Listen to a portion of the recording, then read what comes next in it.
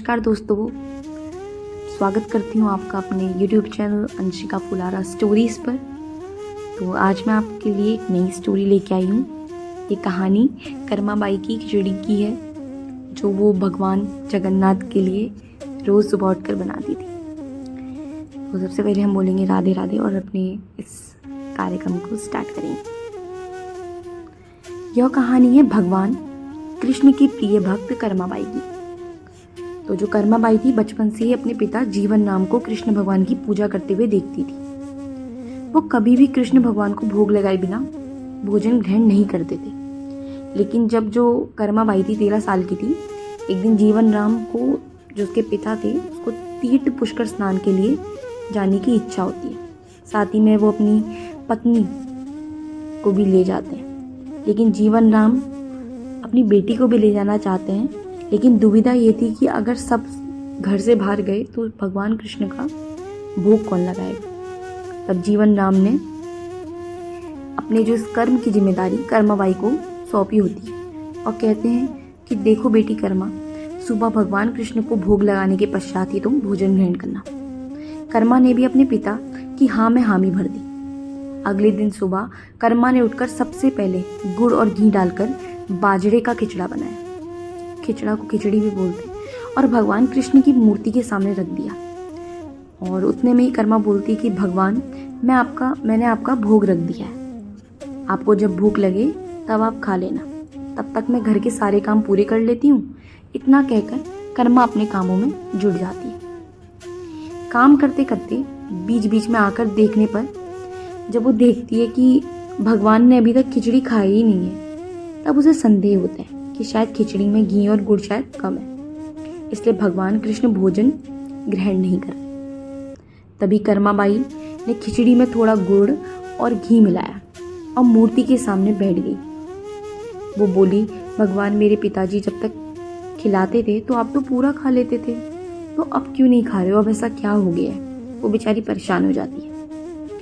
और अभी तो पिताजी बाहर गए हैं, ऐसा वो सोचने लगती है।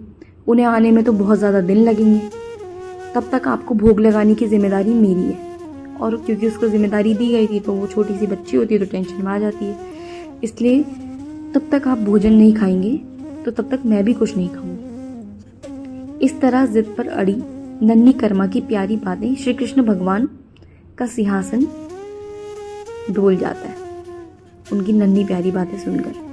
फिर मूर्ति में से एक आवाज़ आती है, बेटी कर्मा, तुमने पर्दा तो किया ही नहीं, मैं भोजन कैसे ग्रहण करूं? तब कर्मा बाई की मूर्ति के आगे अपनी चुनरी का पर्दा कर देती है। कुछ ही समय में कृष्ण मूर्ति के सामने रखी खिचड़ी की जो थाली होती है वो पूरी खा लेते हैं। अब कर्मा रोज सुबह सबसे पहले कृष्ण को बाजरे की खिचड़ी खिलाती है और बाद में खुद भोजन ग्रहण करती है। कुछ दिन बाद घर लौटने पर कर्मा के माँ बाप भी श्री कृष्ण की लीला को देखकर चौंक जाते हैं। इस तरह कर्मा बाई ईश्वर कृष्ण की बहुत बड़ी भक्त बन जाती है। अपने जीवन के अंतिम दिनों में कर्मा बाई भगवान जगन्नाथ की नगरी जगन्नाथपुरी में कुटिया में बस गई थी। वहां एक दिन कर्मा बाई की कुटिया के सामने एक तेजस्वी कांति वाला बालक आया और उसने कर्मा बाई से कहा, मुझे भूख लगी है, माँ खाना दो। उस वक्त भी कर्मा अपने भगवान कान्हा को खिचड़ी का भोग लगा रही थी। कर्मा ने उस बालक को भी खिचड़ी खिलाई। उसके बाद से वही बालक रोज कर्मा के हाथ की खिचड़ी खाने आता था। ये सिलसिला बहुत वर्षों तक चलता रहा।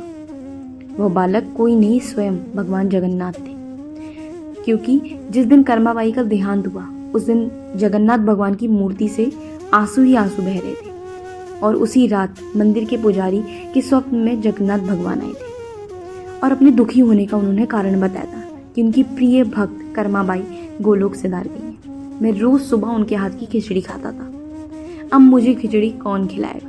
तो अगले दिन से मंदिर के पुजारियों ने निर्णय लिया कि भगवान को रोज बाजरे का खिचड़ा और भोग के नाम पे दिया जाएगा, और जो इस भोग का नाम होगा वो कर्मा बाई की खिचड़ी कहलाएगा।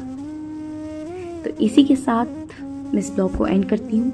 और आपको ऐसी नई स्टोरीज अगर सुननी है भक्ति से रिलेटेड, कृष्ण से रिलेटेड, तो हमारे चैनल को सब्सक्राइब ज़रूर करना। न्यू हो तो लाइक ज़रूर करना और नई नोटिफिकेशंस के लिए बेल आइकन दबाना ना भूलें। Thanks for watching.